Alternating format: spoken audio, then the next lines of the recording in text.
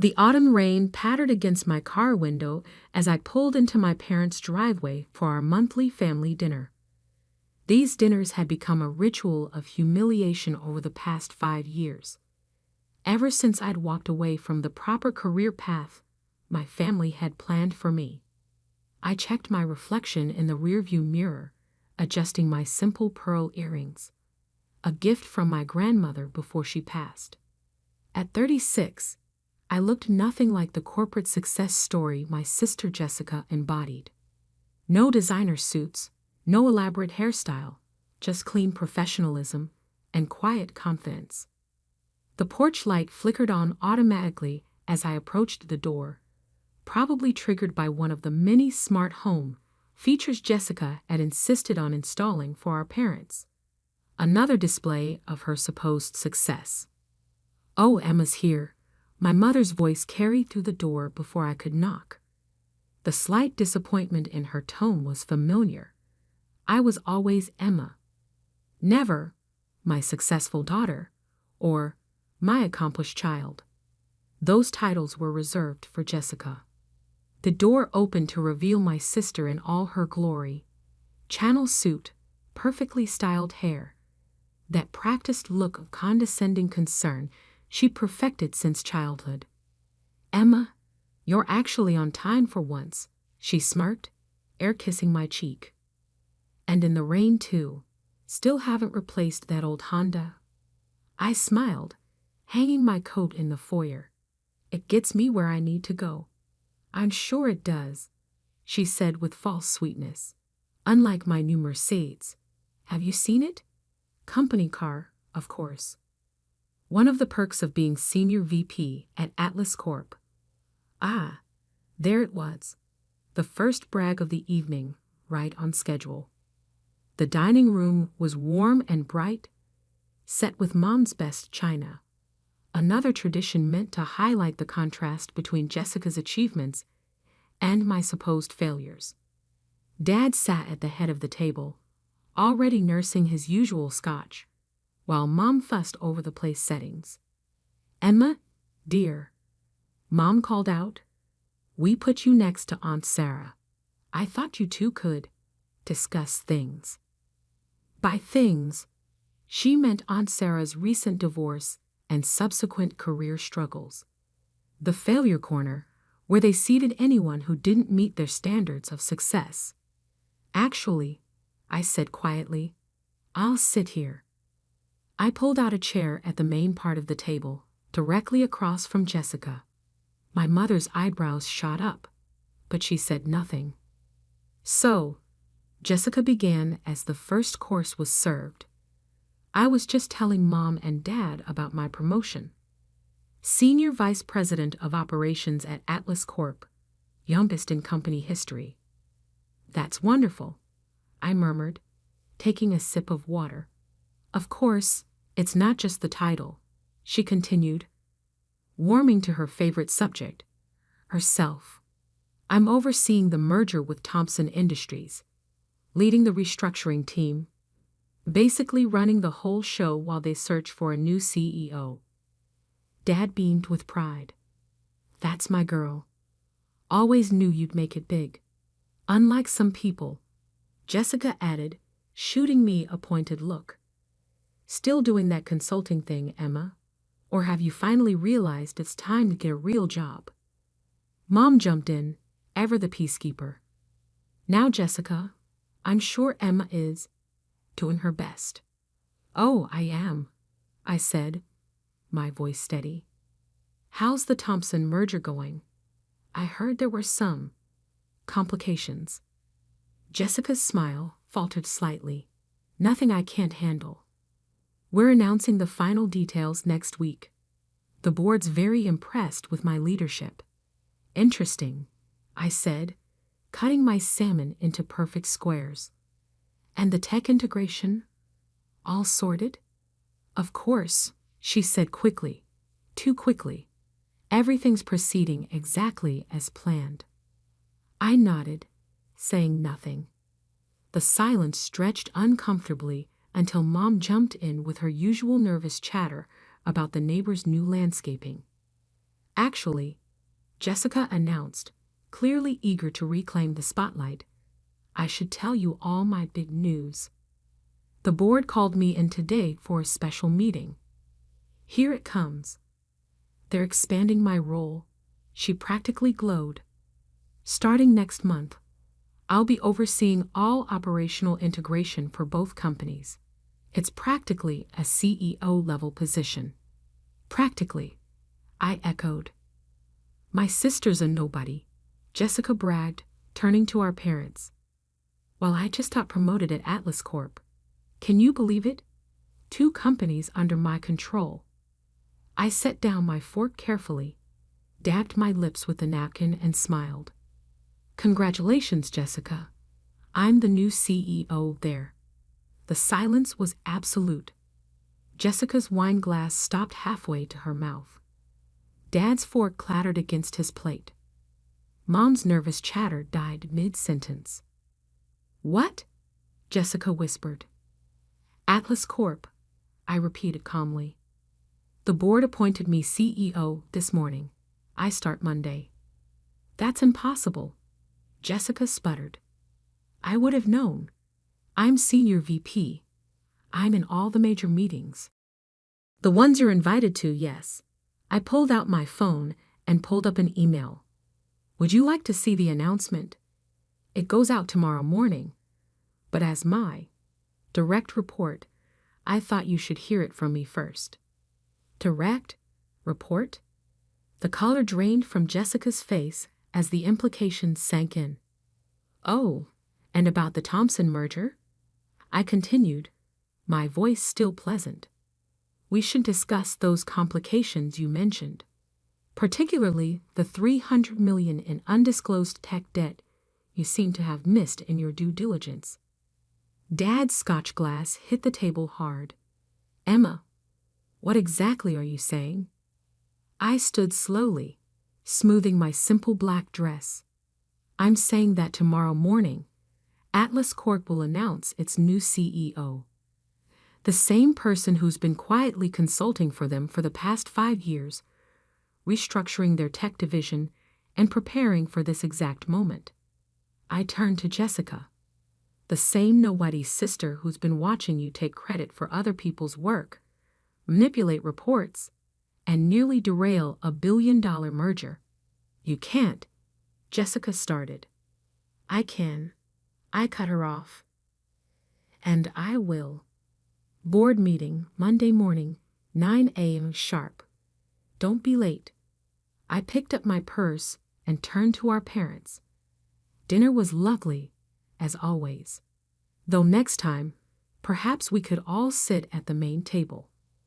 The walk to my Honda had never felt so satisfying.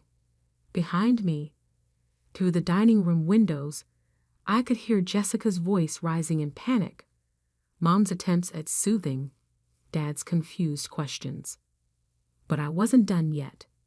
Monday morning would bring more surprises, and Jessica's perfect world was about to shatter completely. The Atlas Corp headquarters gleamed in the early morning sunlight, its 60 floors of glass and steel reaching into the clear blue sky. I pulled my Honda into the CEO parking spot, right next to Jessica's Mercedes, and smiled at the security guard's double take. Morning, Frank, I said, showing my new badge. How's Sarah doing in college? He beamed. Great, Miss Thompson. That scholarship program you recommended, it changed her life. Inside, the lobby was buzzing with unusual energy. News of the CEO announcement had leaked, though not the specifics. Employees huddled in small groups, whispering theories and speculation. I caught fragments as I walked past. Heard it's someone internal. Jessica Thompson for sure. She's been telling everyone. Maybe that consultant who fixed the tech division. The executive floor was eerily quiet when I stepped off the elevator. Jessica's assistant, Madison, sat at her desk looking shell-shocked. She'd probably already seen the announcement email scheduled for 8:30 a.m. Good morning, Madison, I said pleasantly. Is my sister in yet? Why, yes, Miss Thompson. She's in her office. I mean, her current office. I nodded. Please have her meet me in the CEO's office in 10 minutes. And Madison, you can call me Emma. The CEO's office suite was exactly as I remembered from my consulting days, all mahogany and leather, designed to intimidate rather than inspire. That would be changing soon. Right on cue, my phone buzzed. A text from Jessica. We need to talk. Now. I settled behind the massive desk, opened my laptop, and waited. 3, 2, 1. The door burst open. Jessica stormed in, her perfect composure cracking around the edges. Her channel suit was slightly wrinkled, probably from a sleepless night. What the hell is this? She slapped a printout of the announcement email on my desk. Some kind of joke. Good morning to you too, Jessica. Please, sit down. I will not sit down. Do you have any idea what you've done?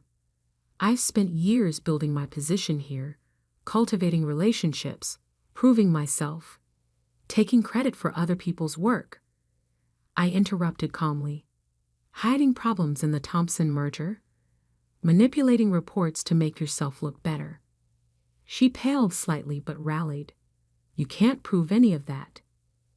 Actually, I said, turning my laptop around, I can. Would you like to see the evidence? The board has already reviewed it all, of course.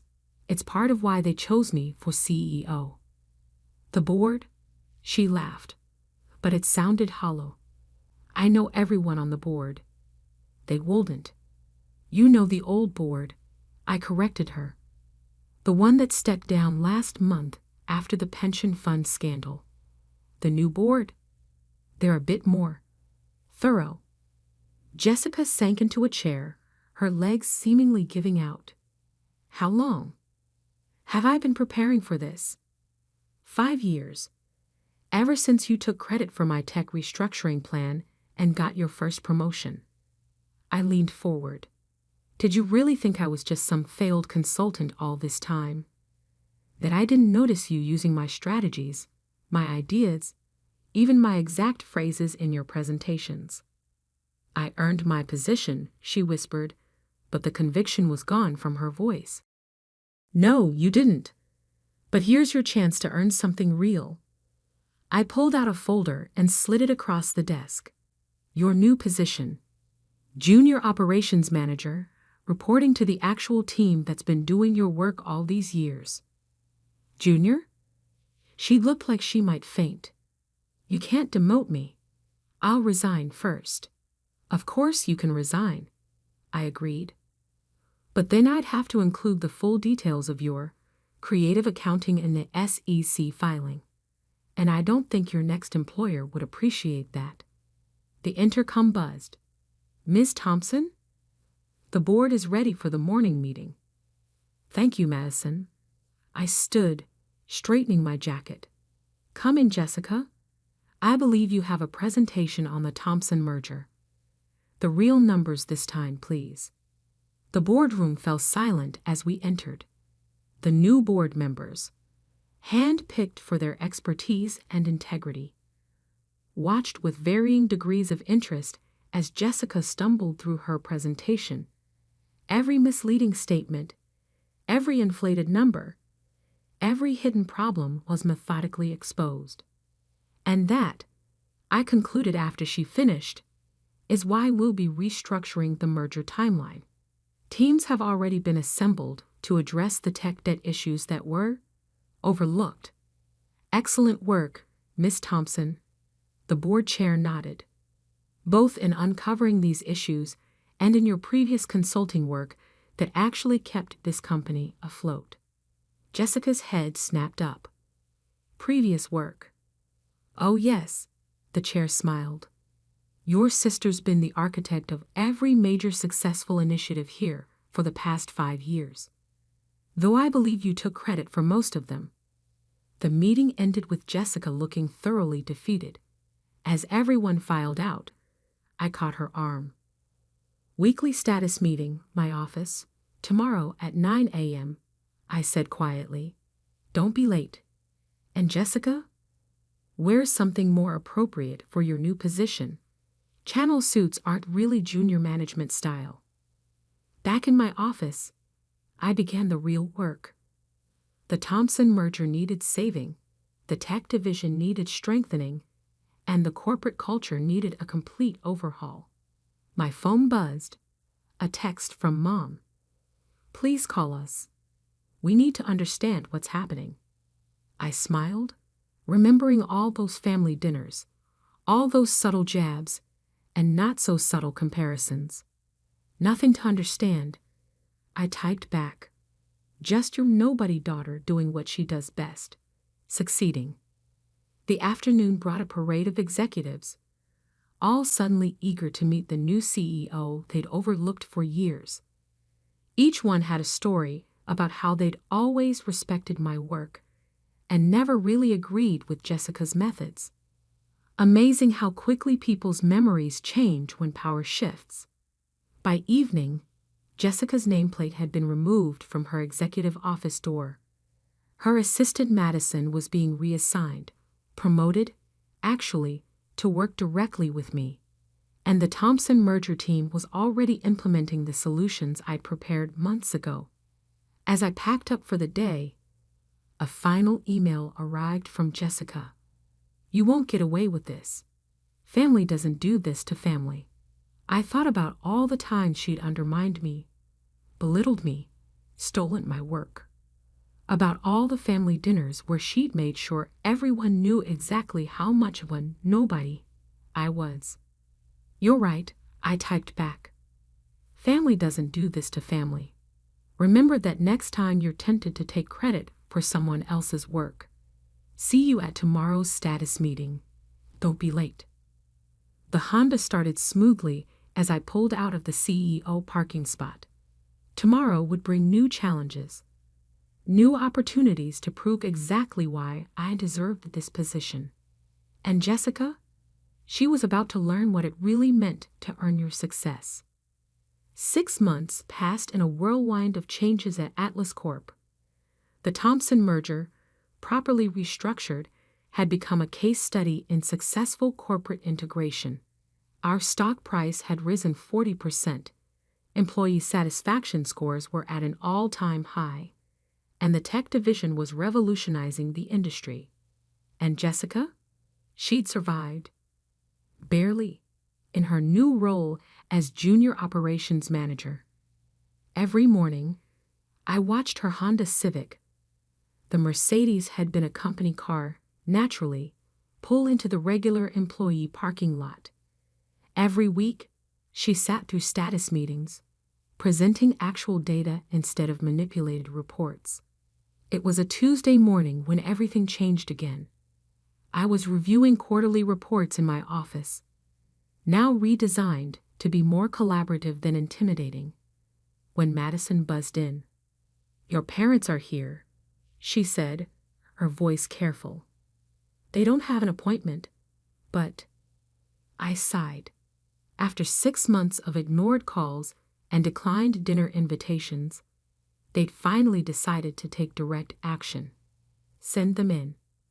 They looked older somehow, less imposing than I remembered. Mom's designer outfit seemed forced.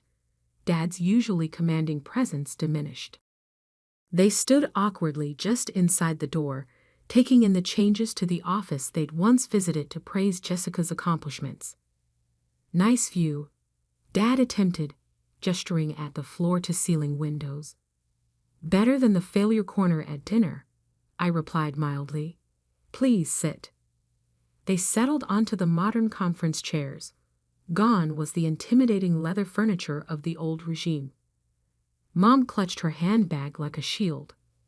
Emma, she began, we've been trying to reach you. I've been busy. Running a company takes time. But you knew that, right? All those times you praised Jessica's 60-hour weeks while dismissing my consulting thing. Dad shifted uncomfortably. About that? We may have been hasty in our judgments. Hasty. I pulled up a file on my laptop. Let's review, shall we? 5 years of family dinners where I was seated in the failure corner. Countless comments about getting a real job. The time you skipped my consulting firm's launch party to attend Jessica's promotion celebration. Hasty doesn't quite cover it. We didn't know, Mom protested. Jessica always said. That's the problem. I cut in. You never asked me.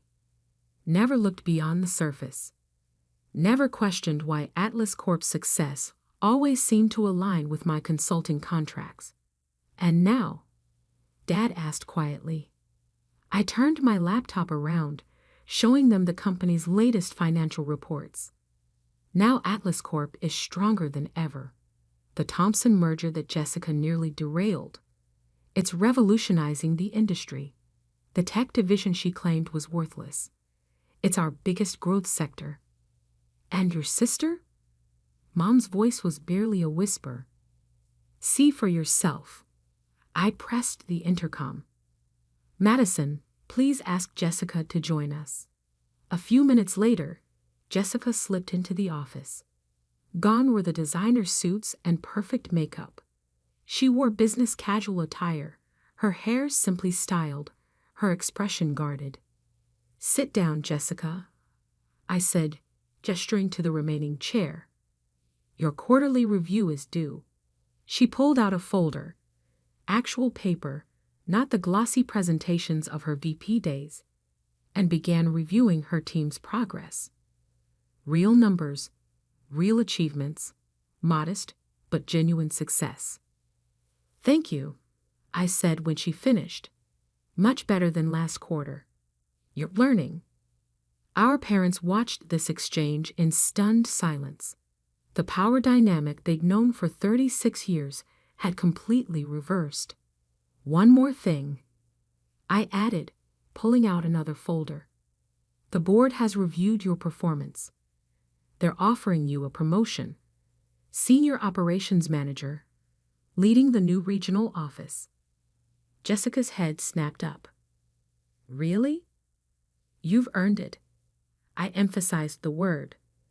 With actual work this time. The position starts next month, in our Minneapolis office.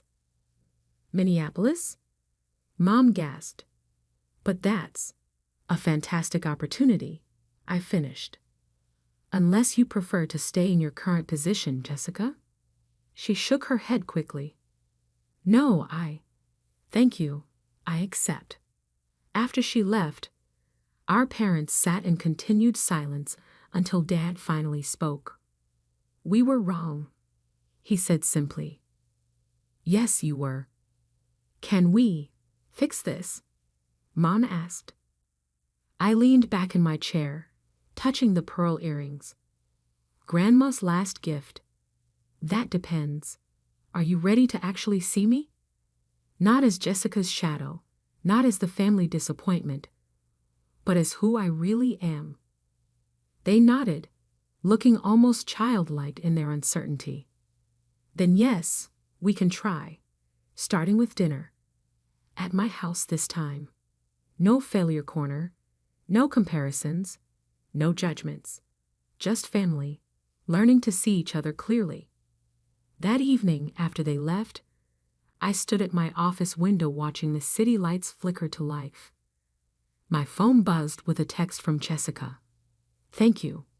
For the promotion, for the chance, for everything. You earned it, I replied. That's the difference. Another text, this time from Mom. Your home is beautiful, just like you. We're so sorry we didn't see it sooner. I smiled, touching the pearls again. Success, I'd learned, wasn't about corner offices or designer suits. It was about staying true to yourself, doing the work, and sometimes letting others learn their own hard lessons. Madison buzzed in one last time. Tomorrow's schedule is ready. Board meeting at 9, strategy review at 11, and the Thompson team presentation at 2. Thank you, Madison. Oh, and one more thing. Yes.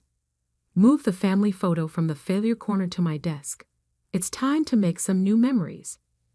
The city lights twinkled below, reflecting off the glass and steel of the building that had become my domain. Not through manipulation or false claims, but through hard work, patience, and the quiet confidence that truth eventually prevails. Sometimes the best revenge isn't just proving them wrong, it's teaching them to be better.